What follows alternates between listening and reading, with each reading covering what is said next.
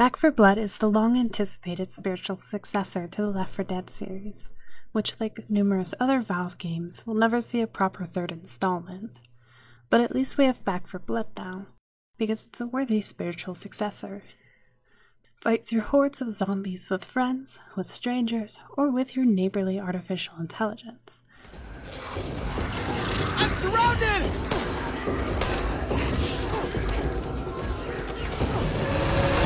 Come on, man, that shit hurts!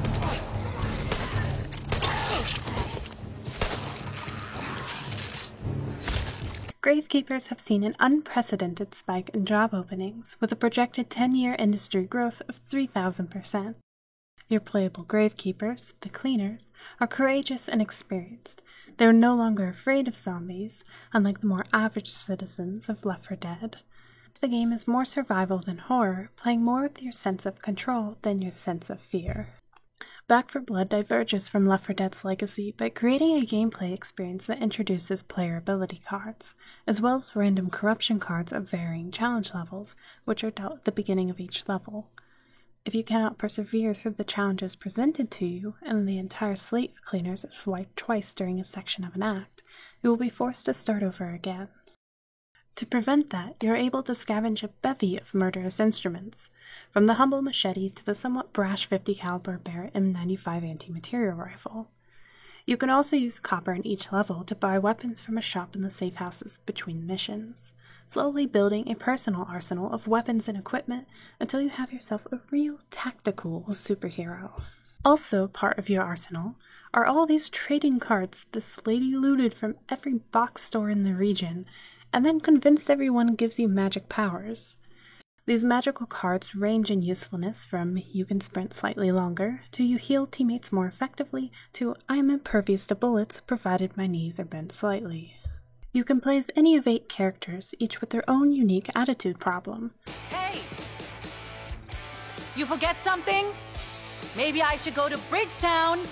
Also unique are their abilities. With a combination of cards and weapons, you can create highly malleable builds like Snarky Doctor who heal good, Snarky Punk who hit good, and 6 Snarky Chuds who shoot adequate.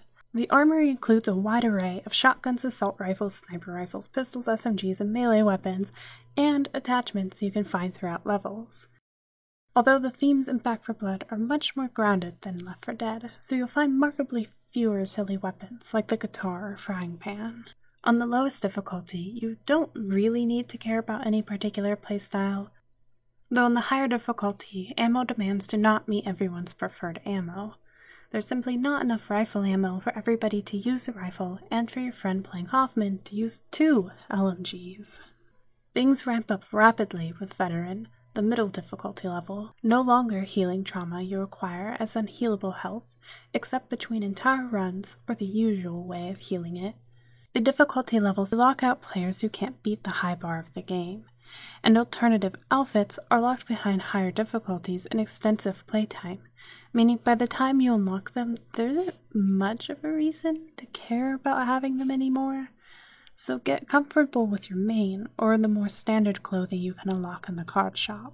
The pacing has peaks and valleys, in the same vein as Left 4 Dead. At times there are stragglers just before the dam breaks again. The breaker fights are reminiscent of the tank, during fights with which most zombies leave you alone, while you fight largely 1v1, to give you space to avoid its devastating attacks. Sometimes there are objectives to complete before the end of the level, but the whole time you're dealing with a gushing stream of zombies and special mutations who lumber from the same monster closet and don't feel terribly special. Specials don't appear in a special way. Hawkers and stingers can climb on walls, but usually don't. You're not scanning walls and rooftops for grotesque store-brand Spider-Man. No rooftop smokers, no hunters hidden behind cars, no witch positioned in a darkened hallway. No, you're waiting for Spider-Man to trundle towards you like every other enemy. The game is critically missing the tension created by the witch. While there is an analogous enemy type with a nearly identical behavioral pattern called the Hag, she doesn't nearly create the same vibe. Horror stories are usually told not just through a predilection to jump scares, but by taking advantage of the senses. What can you see? What can you hear? In Left 4 Dead, each special enemy type had a telltale sound they made once they got near, which made listening closely key to staying alert during battle.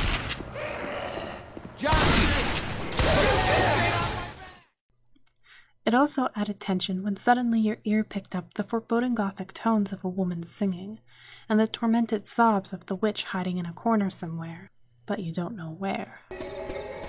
Reloading! Peach cobbler. The audio itself changed the entire pacing of the game, that in spite of the hordes at your feet, you're forced to either slow down to hunt the witch, making sure that you startle her on your terms, or effectively evade her scornful gaze. So while the witch took advantage of the fact that you could hear but not see her, the hag is basically silent up until the plainly obvious hag music starts and she spawns her giant butt in front of you. The tension in Back 4 Blood plays less with your senses and more with your reflexes.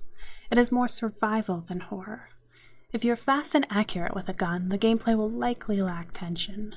Whether that makes Back 4 Blood as a spiritual successor to Left 4 Dead more or less appealing to you is a question you'll have to answer for yourself.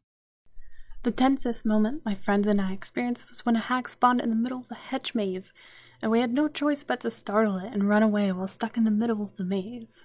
This was effective because, like the witch would, the hag spawned in a place that meant we had no choice but to engage her, and she spawned in a place where she had the upper hand, and where we were visually impaired, unable to blindly run the course of the maze. In most of the game, this lack of tension is the fault of the deck building system, because that hedge maze hag was a fluke. You could play that level a dozen times and never get the right set of cards to make it a truly impactful level.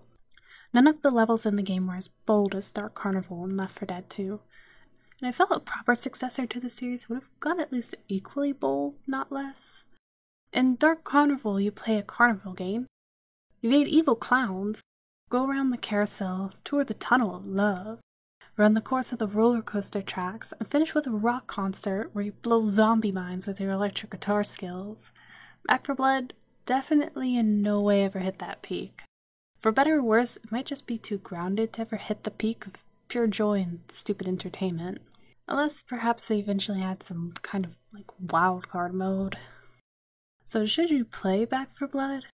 The deck building and unusually high bar to entry, at least until they release a proper update, prevents the game from being a simple pick up and play zombie game where you just start shooting with your friends. And the zombie themes don't really have the same impact as the comical set of characters and enemies in Left 4 Dead.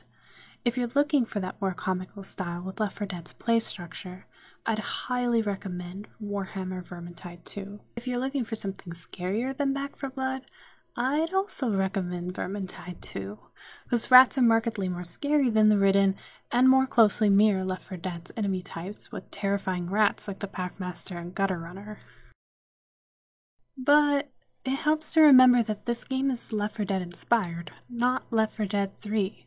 It's a fun take on the genre without disrupting the core formula. The deck building adds malleability to your playstyle and can enable a player to play to their strengths. The shooting is smooth and enemies are fun to kill. If you think you can make it through the gauntlet and love the frantic energy of constant swarms and endless monsters, then you're fucking hired. There are a lot of folks out here fit to be gravekeepers. And the starting pay is 45 points per mission. It's okay, but, needs must.